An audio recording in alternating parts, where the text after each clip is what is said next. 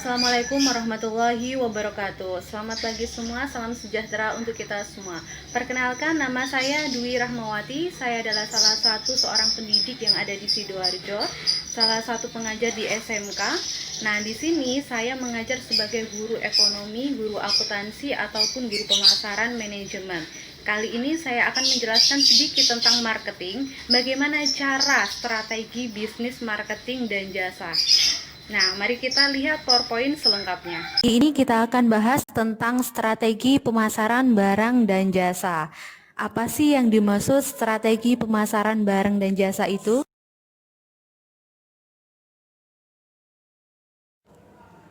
Jadi yang pertama ada siklus daur hidup produk. Nah, siklus daur hidup produk ini adalah suatu barang dan jasa pada satuan produk organisasi atau perusahaan yang melalui beberapa proses ya. Dan ada tahap-tahap perjalanan hidupnya, mulai dari peluncurannya, awal produk itu launching, selanjutnya mulai berjuang atau berkompetisi dengan para pesaing usaha atau dengan para produk-produk yang ada di luaran, sampai tingkat penerimaan barang, penjualan, distribusi luas serta tersebar dalam pemasaran atau sampai diterima oleh para konsumen.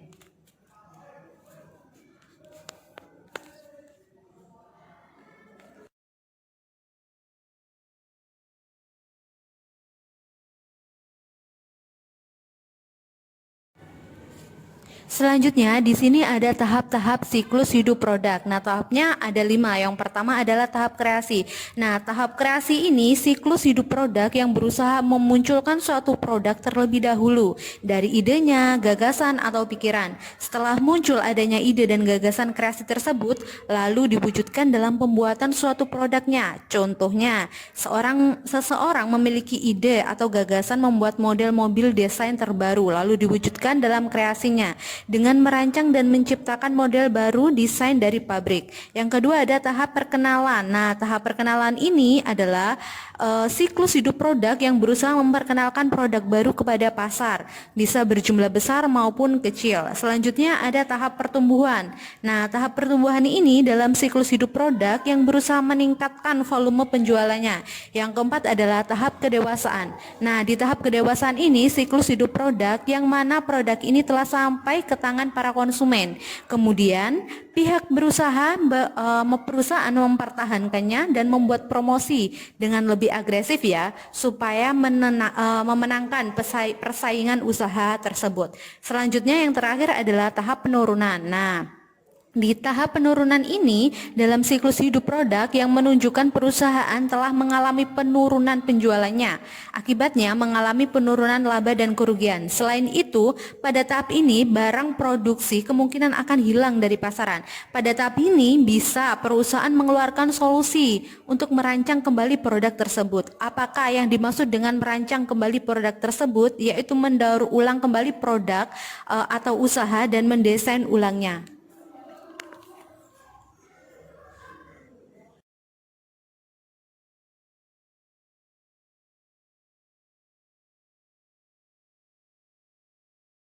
Jadi selanjutnya ada strategi pemasaran untuk setiap tahapan siklus hidup produk. Yang pertama ada strategi pemasaran tahap pengenalan atau introduction. Yang kedua ada strategi pemasaran tahap pertumbuhan atau growth.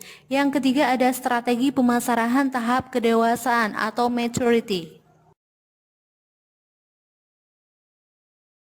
Selanjutnya, di sini ada strategi pemasaran barang dan jasa. Ada beberapa yang menurut Philip Coulter dan Paul dan Guilitian.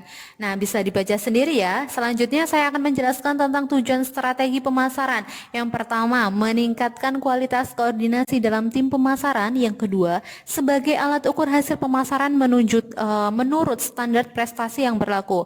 Yang ketiga adalah sebagai landasan logis yang dipakai dalam setiap pengambilan keputusan. Dan yang terakhir, meningkatkan kemampuan beradaptasi apabila terjadi perubahan dalam sistem pemasaran.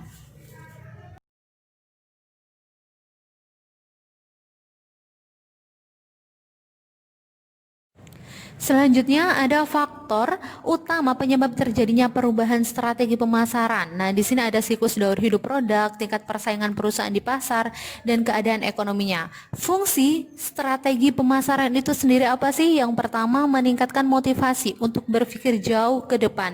Jadi kalau nggak berpikir jauh ke depan itu bukan strategi pemasaran ya. Yang kedua adalah koordinasi pemasaran yang lebih efektif dan terarah. Harus efektif, tidak berteleh-teleh, jelas dan terarah. Tujuannya seperti apa? Yang ketiga adalah merumuskan tujuan perusahaan yang akan dicapai.